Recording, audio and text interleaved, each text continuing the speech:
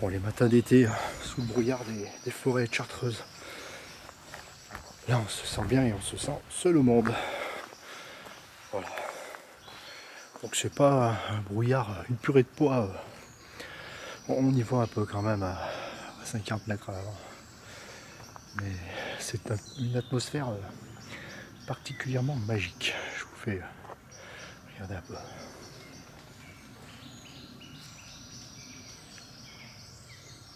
Alors, on entend des bruits curieux. Parce qu'en fait je suis entouré de sangliers dans le secteur. J'arrive pas à les voir. C'est des sangliers là, qui grattent, mais voilà. Alors, dès que j'ai parlé, il y en a un qui a eu peur, il s'est enfui. Mais je l'ai pas vu. Voilà. Les forêts sont vraiment magiques.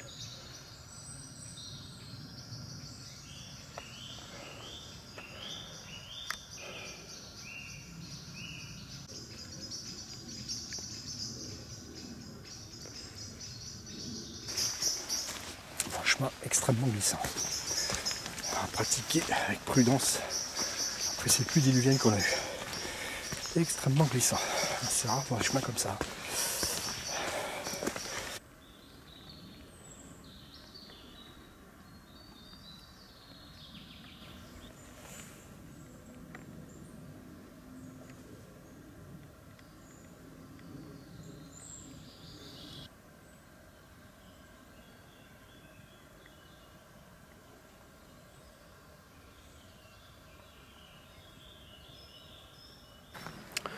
Bon, le brouillard ne semble pas vouloir se dissiper aujourd'hui. Mais la balade, bien que les sentiers soient un peu trop boueux que je glisse, est très appréciable. Ouais, mais je trouve quelques vestiges. Je pense qu'il y a des traces de ruines, de présence ancienne ici. Ouais, je vois des oiseaux magnifiques, des mésanges, ils n'ont pas peur. Mais il y a trop d'alignement de pierres pour que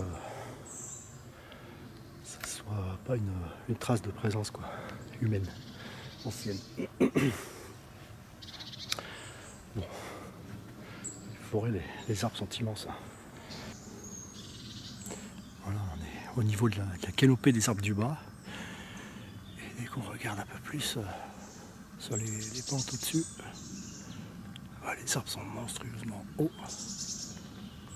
Et ça a des allures de forêt tropicale. Hein. Déjà qu'on se croirait qu'on est à la mousson. Là. C'est assez fantastique. Hein. Voilà, on est plongé dans cet univers loin de la folie du monde.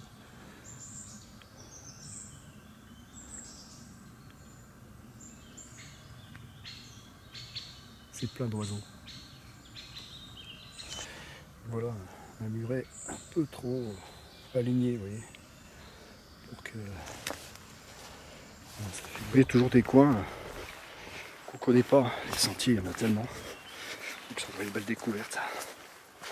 Seul là, tranquille. Je suis vraiment parti de bonne heure. Sachant que dans le secteur, on trouve les chamois, les sangliers. Je n'en ai pas vu encore. Je vois beaucoup d'oiseaux par contre. J'ai passé le cap du souffle. Je me suis mis en jambes, ça y est. Bon, bah là, je sais pas pourquoi. Je pensais gravir les falaises. Mais en fait, je redescends, probablement pour mieux remonter. On va voir ça. Bon, alors voilà le type de branche hein, colossal qu'on peut se prendre sur la tronche quand on se balade dans la forêt. Il est tombé sur le sentier. Bon, il y a peu de chance de vous prendre ça sur la tête, mais c'est toujours possible quand il y a des tempêtes, quand il y a du vent. Quoi. Voilà. Donc on voit énormément d'arbres se cassent la gueule. Il pleut énormément. Tous les sentiers sont extrêmement boueux et glissants.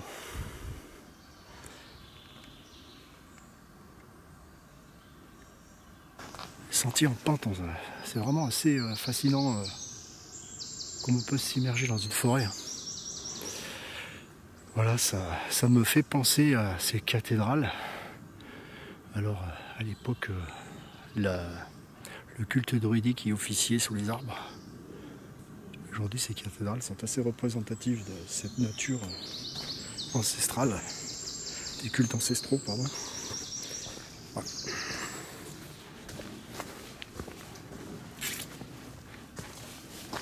Extrêmement glissant. Hein. toujours bien faire attention. Voilà, vous voyez, je ne peux pas poser de pied sans glisser un peu, donc il y a de la maîtrise un peu. J'ai pas envie de me salir les fesses. Donc, je suis monté bien raide pendant au moins 2 km. Bien raide, hein, ça faisait très mal. Et puis là, le sentier est vraiment extraordinaire. Ce petit pas, c'est assez plat, quoi. Ça monte légèrement, ça redescend un petit peu. Très sympathique. On longe les falaises en fait. Là, bien que je ne les vois pas, hein, cachées par la forêt. Voilà, nouveau décor. Je suis arrivé à un lieu qui s'appelle le Marceau. On croise énormément de sentiers. Ouais, très intéressant. Très intéressant. Donc on peut monter par d'autres sentiers là, je vois. Donc les sentiers sont extrêmement étroits et glissants. Et vous voyez un peu la taille des arbres. C'est assez extraordinaire, c'est fascinant. Donc on entend de temps en temps des gros blocs de rocheux qui tombent. Les falaises sont pas loin mais qu'on les voit pas avec le brouillard.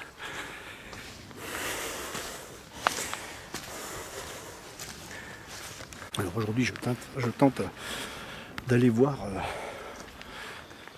d'autres secteurs, enfin d'autres zones de sabot de Vénus. Donc ils doivent être en fleurs à ce moment-là, l'altitude. On est un peu plus de 800. C'est pas très haut mais pour la montagne, mais c'est déjà pas mal.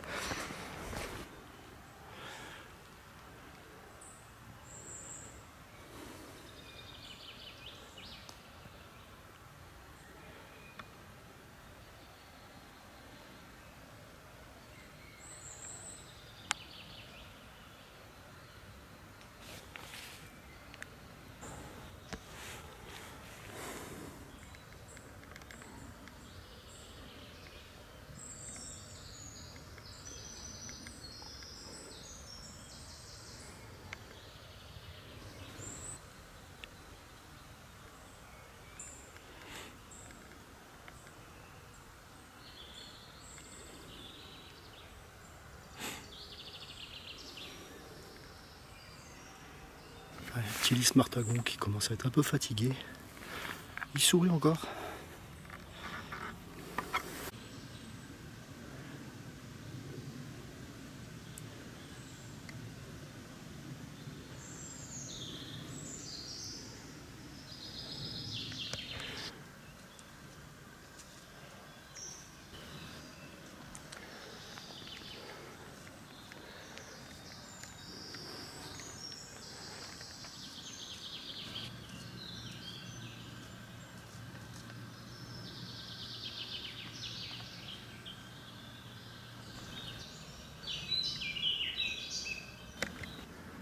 Ils ont un rôle essentiel, c'est qu'ils stabilisent les sols par leur développement racinaire.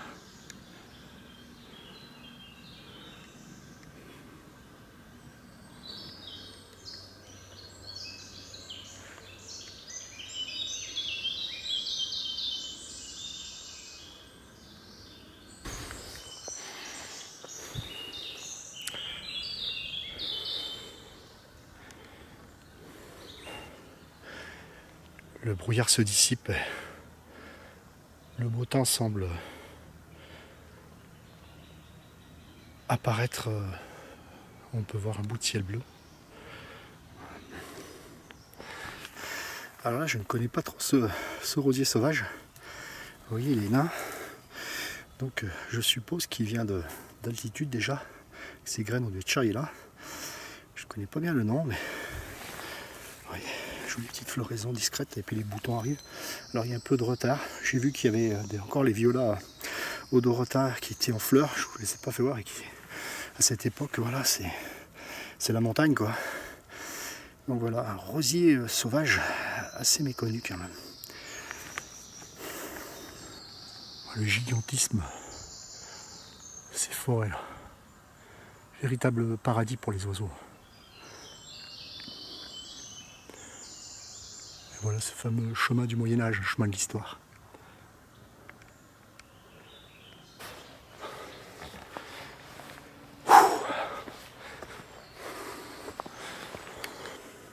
Alors ces étranges rigoles là qu'on voit, enfin, voilà. Et là, ce sont des traces de l'histoire également. Donc ces pentes servaient faire descendre les troncs de bois, je pense. Voilà. Probablement tout autour, peut-être des pierres aussi, de construction. Je sais pas comment c'est là-haut. Matin de bonne heure, la forêt était vraiment luisante. Alors on peut percevoir un petit peu de lumière au-dessus. Là, je suis remonté à peu près à 1000 mètres. Et les nuages sont présents à nouveau. Donc on peut voir d'un coup le sensationnel du lieu. La forêt prend des airs sombres. Voilà. Très différent de ce que c'était tout à l'heure. Mais bon. C'est toujours extraordinaire ces grands arbres. Et oui, on a du mal à imaginer que sur des pentes aussi abruptes, il puisse y avoir des sentiers comme ça, avec des arbres aussi vieux et hauts. C'est assez surprenant. Donc voilà. Et ici, il y a très peu de monde. Je suis seul là. Je suis seul avec les oiseaux.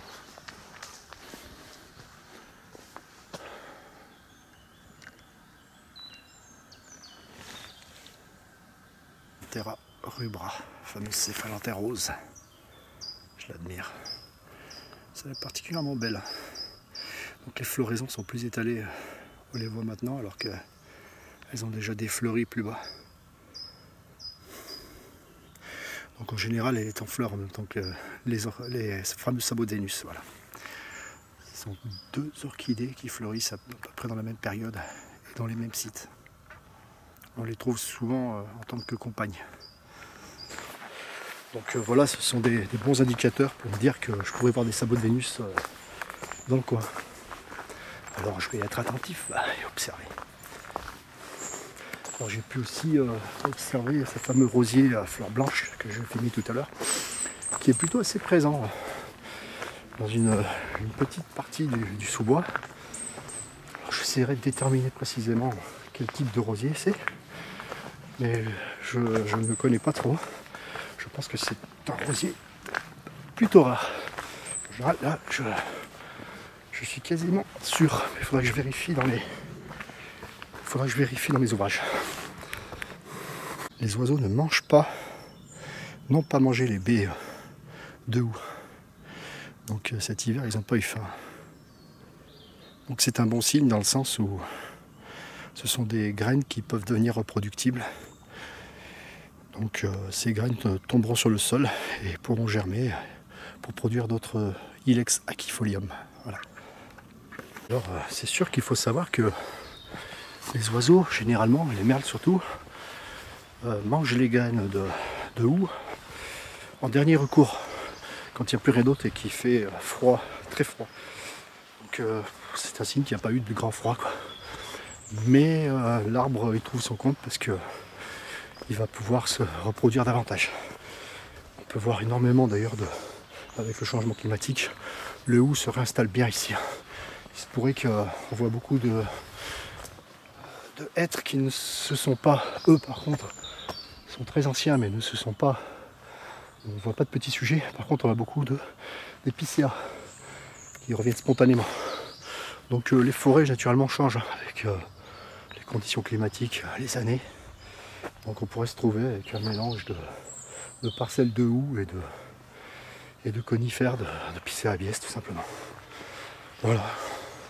C'est assez intéressant d'explorer la nature en tant que naturaliste.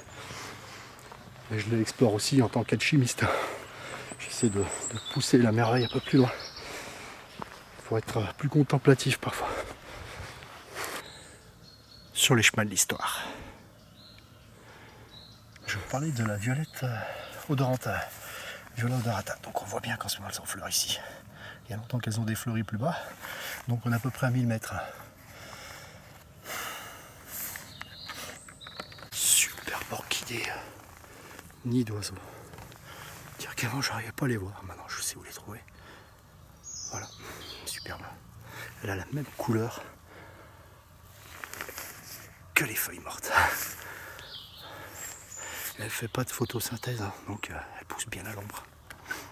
En ce moment, je ne sais pas ce qui se passe, mais c'est souvent que je rencontre les nuages. Voilà, quand on pénètre à l'intérieur de ces nuages qui viennent frôler les bords de falaise sous-bois des falaises, plutôt pour être précis. C'est une ambiance, une atmosphère magique. J'adore. Nous avions tout à l'heure la Céphalanthera rubra et voici, ici on en voit plusieurs. Elles sont très belles, hein, des Céphalanthères blanches. Elles sont superbes. La même en blanc. Donc encore un indicateur que je peux voir des sabots de Vénus dans le secteur. Alors là je tombe sur un croisement sans indication. Alors qu'on est au bord des fossés, bientôt sous les falaises. Voilà, donc il y a quelques traces, quelqu'un a marqué le passage là, je ne sais pas pourquoi. Ce sentier descend là-bas.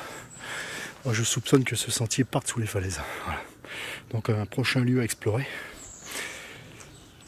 Voilà, ou alors à moins qu'il monte par un autre passage plus bas, mais je le soupçonne plutôt d'aller sous les falaises. Voilà. Donc les nuages se dissipent lentement sur les hauteurs. À peu près 1000 plus. Plutôt plus de 1000 là maintenant.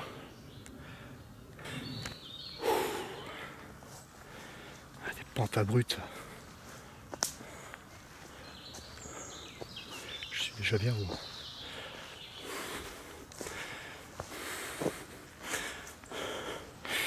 Voilà, on peut voir que c'est même plus des pentes. Là c'est des chutes directes là. On passe pas là. C'est l'escalade, mais l'herbe tient quand même.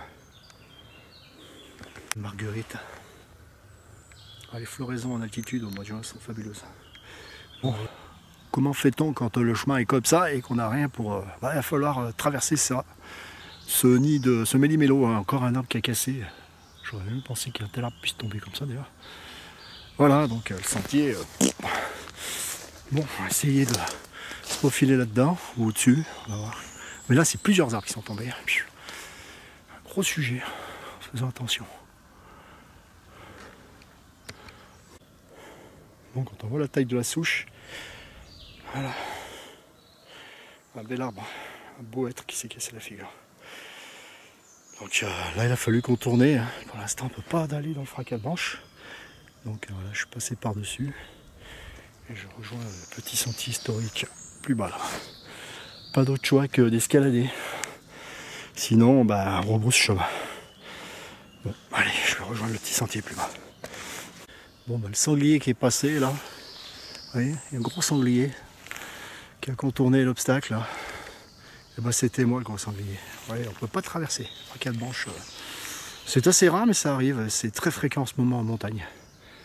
Donc, voilà, je suis toujours dans le brouillard. Je crois que je ne sais pas si ça va se dissiper à cette hauteur aujourd'hui. Voilà.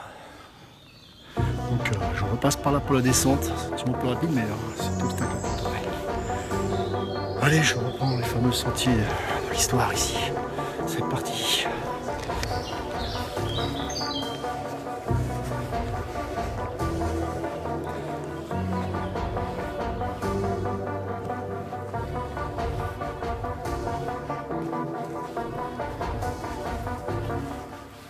Ici on trouve de nombreuses plantes sauvages comestibles. Voilà, ça c'est complètement comestible. Ramassez ces tiges là. Et ça fait des jolies petites fleurs. On appelle ça un asparagus. C'est l'asperge sauvage. Voilà. Donc ce fameux asparagus ici on en trouve beaucoup. Et ça c'est complètement comestible. Donc là je vais les laisser parce que se reproduire. Parce que je n'ai pas faim. Mais pour se nourrir dans la nature, on peut les cueillir. Et on les mange comme des asperges. C'est des asperges d'ailleurs. On peut voir la petite fleur là avec le point rose là-bas. Ça c'est la réponse en épi. Pareil, on mange la racine. On trouve de nombreuses plantes sauvages comestibles. Donc très intéressant. Cette partie de la forêt me semble nourricière. Elle a un intérêt pour moi. C'est une plongée radicale dans le brouillard. C'est parti. La forêt prend des allures sombres. À chaque moment, on pourrait rencontrer une créature.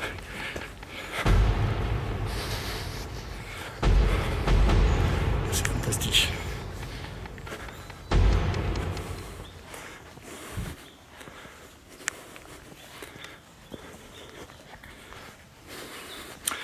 Quand c'est comme ça, la visibilité est réduite, il faut vraiment faire attention où on met les pieds. Vite fait de chuter là au bord des falaises. Alors cet endroit est extrêmement humide. C'est incroyable. Le soleil ne doit pas y passer beaucoup. Ah, il y a des beaux oiseaux. C'est assez surprenant. Je vais vous faire voir quelque chose qui me... C'est étrange.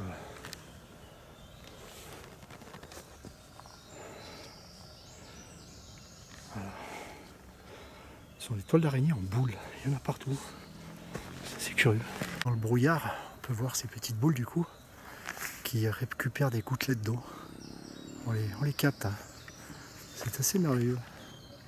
Je trouve ça assez fascinant quand même. C'est pas commun, on voit pas ça partout. De nombreux silènes enflées. Donc, je vais faire un petit repas sauvage. Voilà, les silènes, elles sont magnifiques. Hein. Ramasser ces petites fleurs, voilà, regardez bien. Ouais, ça c'est du silène. Regardez qu'il n'y ait pas trop de petites bêtes, parce qu'il y en a en général. Alors la fameuse fleur de silène enflée, elle a vraiment le goût du petit pois. C'est un régal. J'en ai mangé plusieurs. Ça a franchement le goût du petit pois. C'est le petit pois cru, vous savez, quand vous avez ramassé dans le potager. Bon, le coq de bruyère. Je viens de voir un coq de bruyère, c'est vraiment magnifique. Ça s'éclipse très vite, hein. C'est très rapide, hein. C'est pas comme un faisan.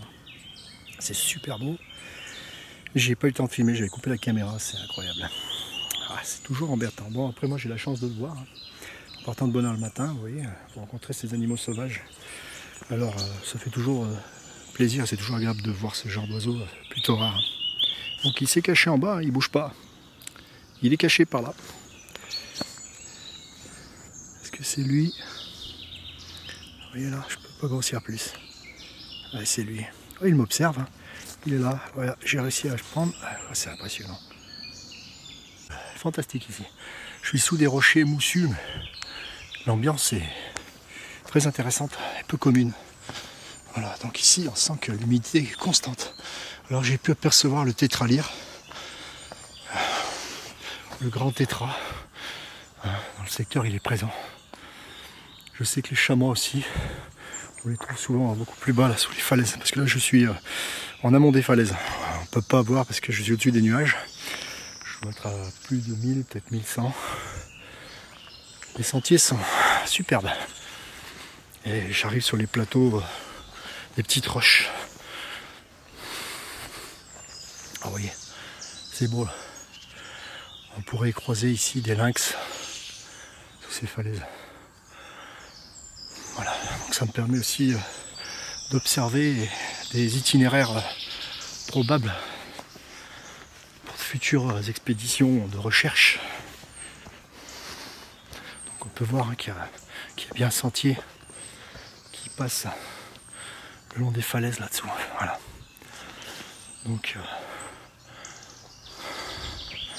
ça sera expérimenté plus tard, cet été, quand il fait très chaud. On prendra ces sentiers qui sont pour moi, qui ont été formés par les chamois d'abord. Vous voyez? Donc on peut voir qu'il y a des niches dans les rochers qui peuvent abriter des colonies de chats sauvages ou de lynx. C'est un endroit où on pourrait mettre une caméra de chasse par exemple. En fait on sait qu'ils sont très nombreux, on les voit très difficilement. Donc là comme j'ai vu le grand tétra, je pense qu'il n'y a pas de prédateurs. Voilà. Des endroits superbes. Vous voyez, on peut suivre le chemin des animaux. Là. Ces passages sont des chemins d'animaux. Alors j'ai la chance aujourd'hui, il n'y a pas de tiques. Parce que les animaux sont les principaux transmetteurs de tiques. Alors oui, je vais m'arrêter là parce que pendant que je suis en train de filmer la tête en l'air, et là vous voyez, le chemin est bien dangereux. Voilà, là je m'arrête pas si je glisse là-dedans. Donc vous voyez, il faut toujours regarder où on met les pieds. Donc j'essaie de filmer sans marcher cette fois-ci. Parce que... Donc le plafond nuageux est plutôt haut. Ça sent la pluie quand même. Ça s'engouffre dans le Manival. Là je suis au-dessus du Manival. Donc un paysage que je découvre. C'est une zone que je n'étais jamais venu encore. Enfin, en tout cas par ce sentier. c'est un régal. C'est maintenant que la promenade est la plus admirable. Ah, il y a énormément d'orchidées ni d'oiseaux. Je me régale, elles sont pas rares ici. Voilà, un dessous de falaise complètement moussu de chartreuse. Ici on sent une humidité, une fraîcheur. On est bien. On voit ici que c'est plus colonisé aujourd'hui par les conifères que les hêtres qui étaient plantés autrefois pour tenir le. On peut voir aussi certains cassés. Hein. Ici les vents sont violents quand ça souffle. Ah. Il y a énormément de pigeons ramis, de tourterelles et d'oiseaux en tout genre qui vivent dans ces sous-bois. On peut entendre siffler. Hein. C'est un concert merveilleux.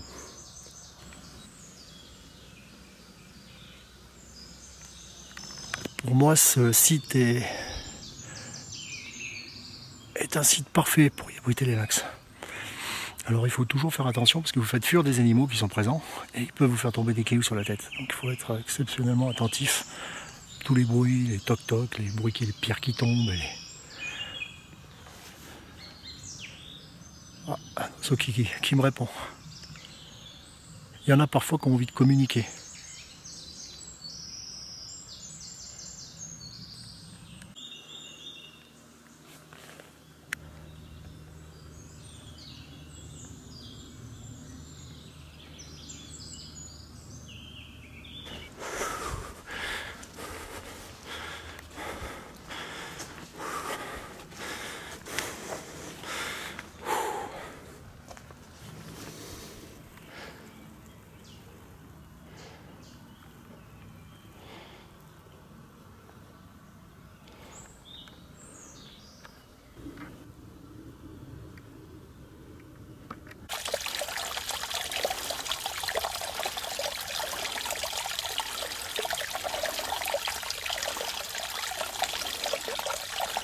Bon, bah, on peut bien voir qu'on est sur les chemins de l'histoire. On retrouve le fameux aménagement. Les arbres anciens plantés là-haut, les arbres colossaux. Et puis là, il est 9h30 passé et on commence à y rencontrer les promeneurs qui font des marches rapides. Voilà, donc je suis un petit peu dérangé. En fait, l'idéal, c'est vraiment d'arriver à l'aube du jour, 5h du mat'.